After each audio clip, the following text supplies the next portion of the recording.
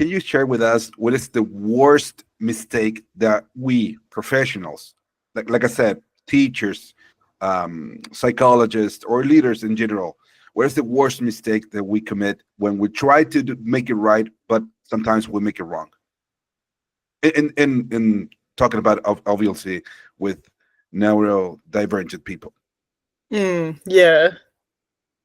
Um, yeah, there's so many There's so many. areas I could go into, but uh I think one of the things is like assumptions. Uh I think realizing that every person is so individual and how they experience their own neurodiversity, and it's easy for people to just assume that like that they are a certain way when before they actually get to know them and before they actually get to know what their individual needs are.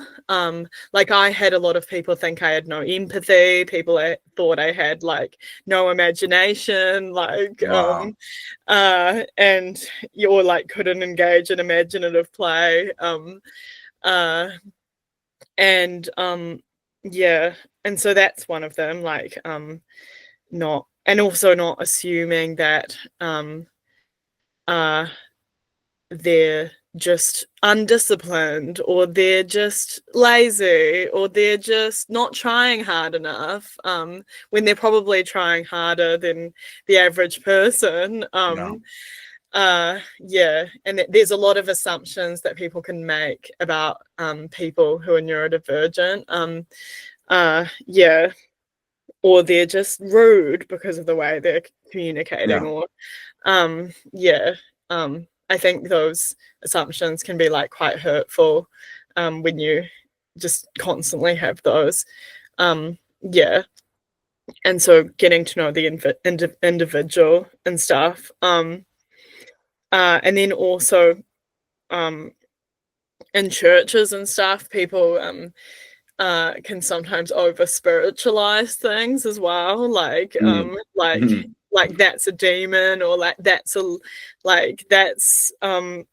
like you just need to have more discipline, No. God can just help you with that, which he can, but I don't know. Or also sometimes people can sometimes like people need to be careful about praying for healing for Wow. things about neurodiversity and stuff. Yeah, because that's something that's so core to who Mm. people are, and it impacts like so many aspects of them. And yeah, is that something that person wants, and do they need healing from neurodivergence, or yeah.